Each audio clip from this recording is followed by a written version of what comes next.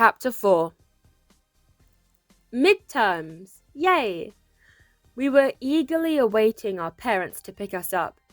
The huge expanse of land surrounding our school's car park was a sea of light brown chop boxes, rolled up mattresses, pillows, brightly coloured buckets, and schoolgirls clad in navy printed house dresses. Each girl stood beside their own stuff. There was the occasional pile of stuff with no owner. Their owners had probably asked friends to keep a watch over their things while they went to run one errand or another. In a long queue in front of our school shop and canteen stood schoolgirls waiting to buy biscuits, drinks, or plates of jollof rice.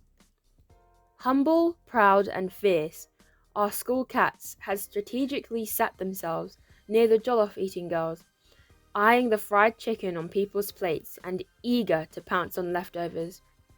It was a battle of the fittest. The fastest cat got the juiciest leftover. Proud and fierce almost always got the priciest.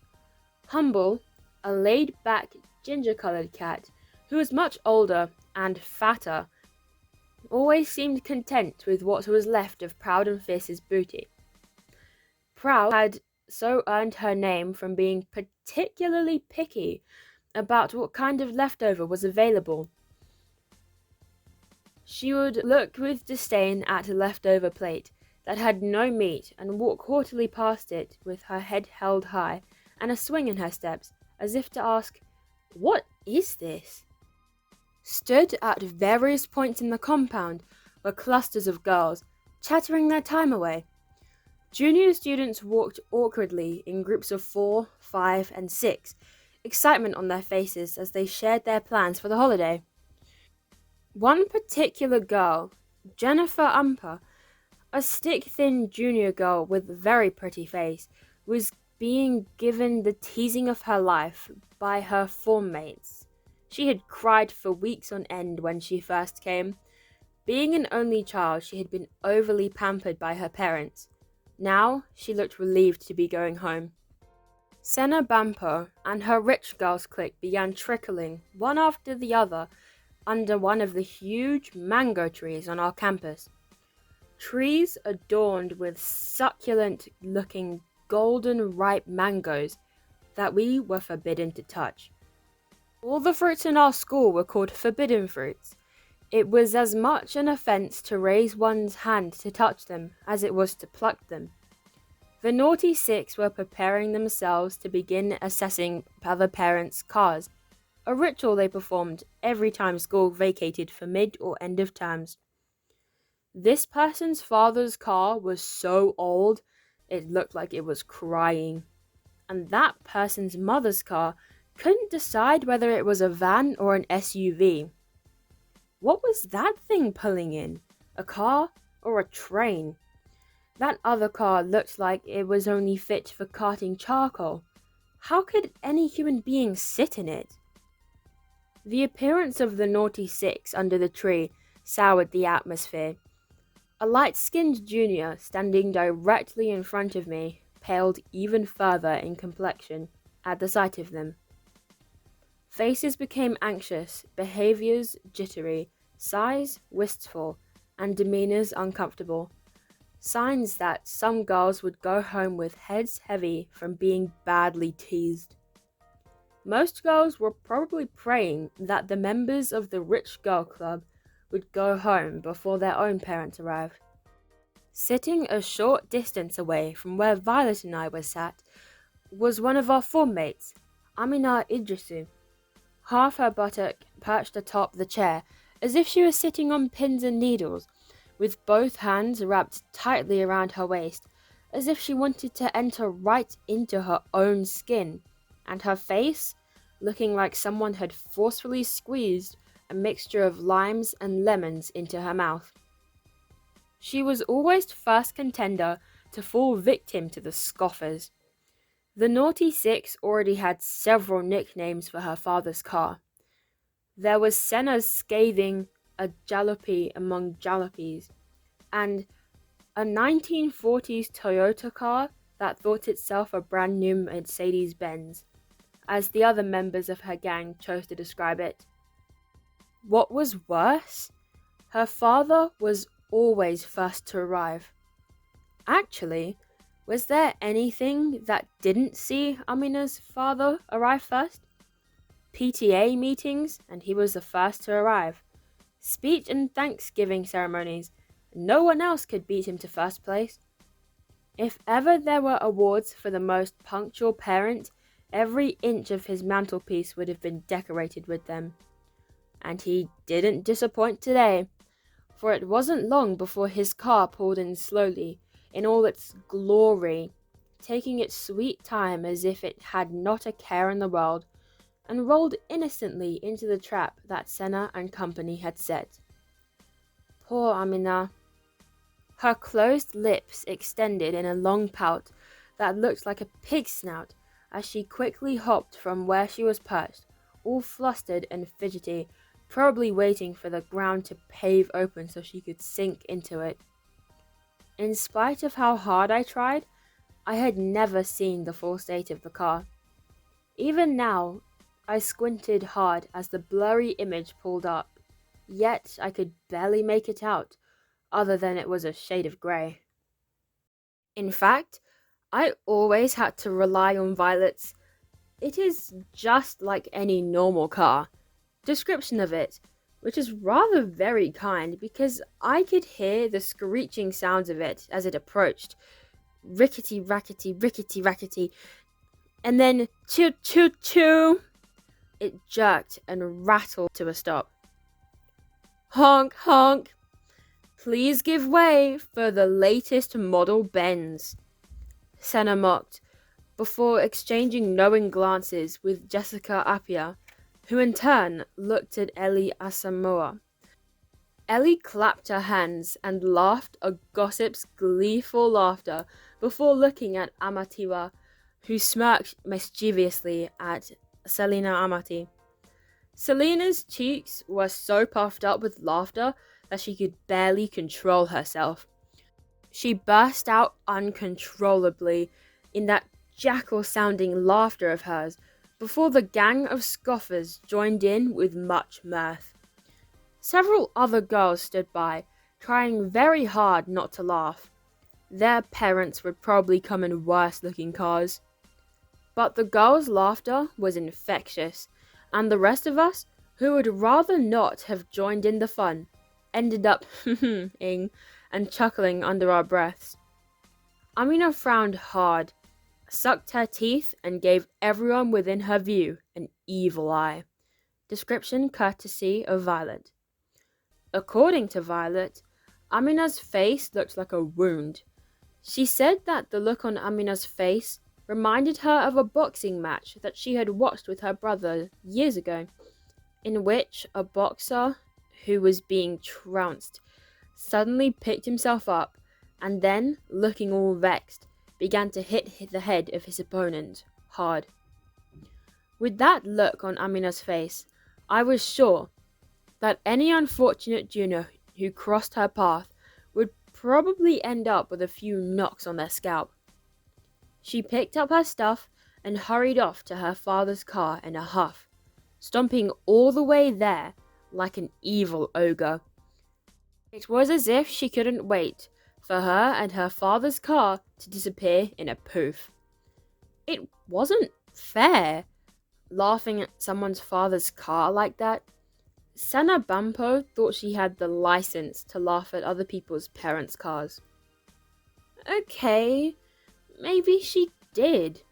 I had to admit, since we started Form 1, she had always been brought to school or picked up in one posh car or another. A sleek, shiny silver Mercedes-Benz, a brand new hot red Audi 6, her mother's sleek Range Rover with its iconic Bampo 1 number plate, her elder brother's Hyundai Santa Fe 2019 version. If you asked me, I would say she was quite a spoiled brat. Her father was the super rich best national farmer, Mr. Mauli Bampo, a hard-working man with a brat for a daughter. Well, that wasn't to say I didn't envy her. What wouldn't I have given to be brought or picked up from school each term with a different car, and a posh one at that? My parents could probably afford to do the same, but the question was, would they? Even if my father agreed, my mother would have a fit just thinking about it.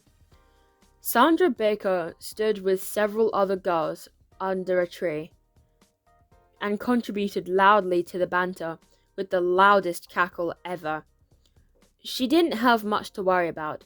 She normally went home in the big state transport bus that some parents had hired to take their children home during vacations. Soon, other parents began to arrive in quick succession. Ellie Asamoah's father's latest model Range Rover pulled up, and she shrieked loudly, obviously to attract all our attention. And boy, did she get the desired effect. All eyes turned towards her in envy as she gathered her stuff proudly and sauntered off to the car. Senna and her group made impressive calls at her as they waved off excitedly. "Bye, girl! What's at me, girl?" Not long afterwards, Akosua Bajua's mother arrived in a modest Nissan, which was neither beautiful nor ugly. The girls tore their gazes away from her, obviously not interested in the plain-looking car, and leaving her to go unnoticed and unbooed. Lucky her. Then, Amatiwa's driver pulled up in a big V8 Toyota Land Cruiser, which wasn't surprising, since her father was the Minister of State. Yells of approval filled the air. "Yo, Tiwa babes! My girl! Most beautiful babe on campus. Let's hear from you this whole season." Senna Bampa ran up to her and grabbed her in a big hug. "Whatever," Violet whispered. "Those girls are just plain empty and vain. Silly chicks with bad attitudes." Silly chicks? Like, really? What wasn't I going to give to be in Tiwa's shoes? To have her fairy-like features? All she was missing were 2 huge wings on her back. Fancy anyone calling me Matilda Babe, or most beautiful babe on campus. What wasn't I going to give to be empty and vain just for a day? To be popular and hip? To be called hot and cool at the same time? Oh, Violet was too prim and proper, but I dared not disagree with her. So I gave a small, desperate sigh, and sagged my shoulders miserably, and said in unconvincing, "That is so true, those girls are vain." As soon as Amatiwa left, Sandra Baker and her gang crossed over to Senna, who was the only one left of the Naughty Six. This was not really surprising, seeing as Amatiwa and Sandra Baker didn't see eye to eye. They were like petrol and fire. If the 2 girls were left alone in one room for a few seconds, someone would have to call the fire service. Amatiwa said Sandra was a wannabe, and Sandra said Tiwa was just a Barbie doll, an extremely beautiful girl with air for brains. It wasn't long before a big, old, raggedy DAF truck came rumbling towards the school gate. "Funny," Violet said. "Why are they now bringing this batch of ingredients when we're on our way home? By the time we come back to school, the food stock would be all stale." Then we watched in horror as the truck driver drove past the school store and headed for the car park. "Oh my God!" Senna Bampo screamed, in between uncontrollable laughter. "Whose father's jalopy is that? Lolita Manfredo, are you sure it is not your father's car? Come on now, don't be shy." If I were Lolita, I would have sunk into the ground, but she was just the opposite of me. One of the vilest tongued girls I had ever met. Even when she came from a very deprived background, she was the last person you wanted to have as an enemy. A fisherman's daughter, who had won a scholarship to attend our school. She had the crudest of expressions with which to put a person in their proper place. A collection of painful insults, the kind that could leave one with a bitter taste in their mouth for a whole week. She wasn't easily trampled upon. Only the likes of Senna dared to cross her, and even that was often done with a touch of caution.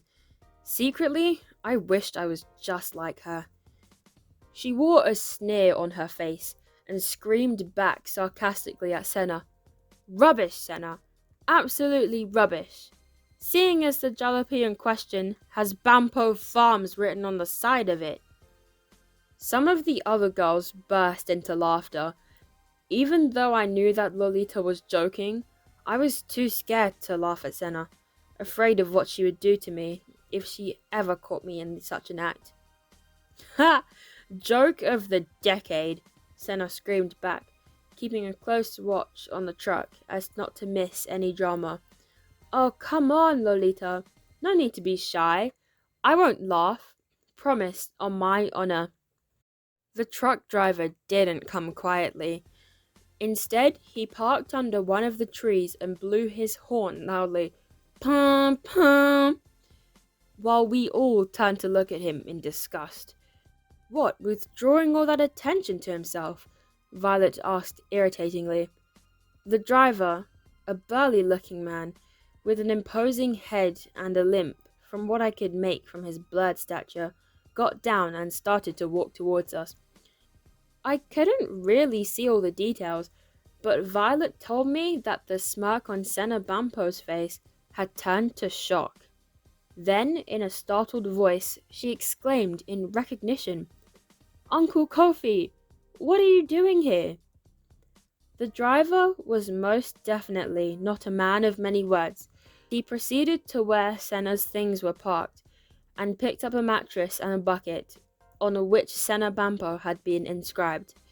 And then he walked back to the truck, while a stunned Senna followed at a distance, still asking in a stupefied voice, Uncle Kofi, just what are you doing here?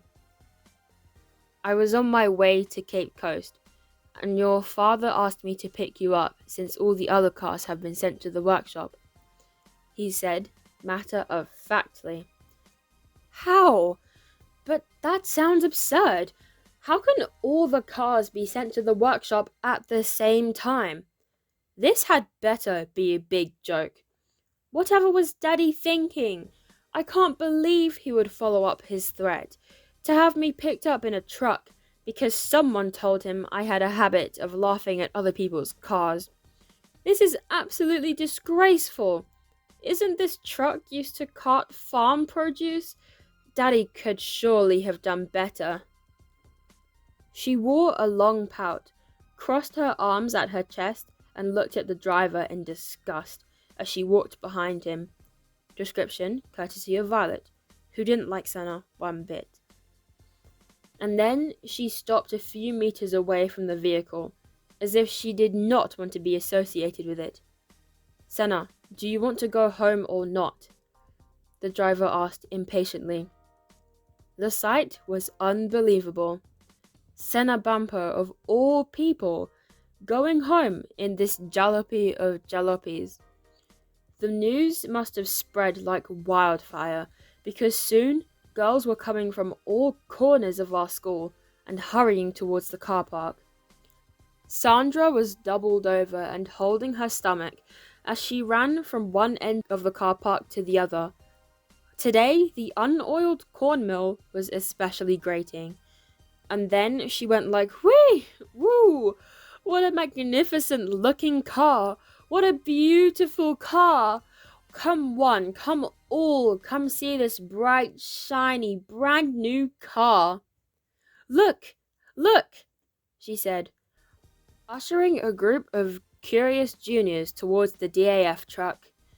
Lolita was busy telling whoever would listen what a vomity, mucusy, maggoty, and many other eerie words that I refused to repeat.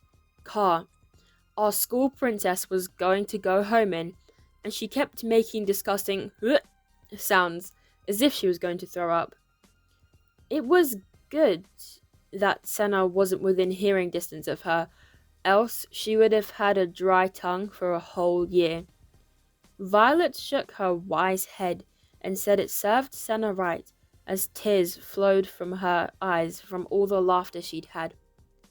Maybelline was wheezing breathlessly as she held tightly to her fat stomach, her whole body shaking uncontrollably.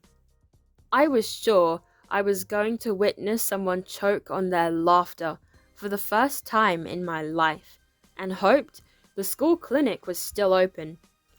Many junior students hid their faces in their palms and had a very good laugh. Even I did a timid chuckle. This was the most fun we'd had all term.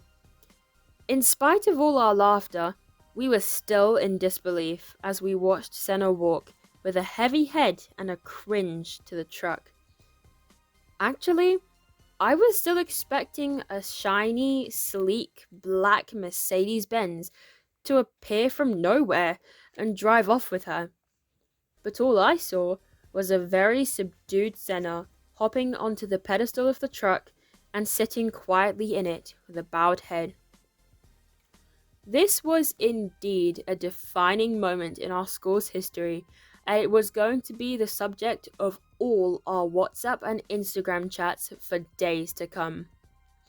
Bye-bye, Elizabeth, Queen of England, Lolita mocked gleefully as the truck pulled away, causing all of us to resume laughing. I hoped it would serve as a big lesson for Senna. She held the school record for best car ever, and now she seemed to have broken the school record for worst car ever to pick up a student. Minutes later, my mother's Honda CR-V pulled into the school compound, and I and Violet ran excitedly to greet her. Guess what? My brother Sharky was in the car, and I squealed in delight because it had been ages since I last saw him, especially since he had started university. I waved at Violet until she was out of view.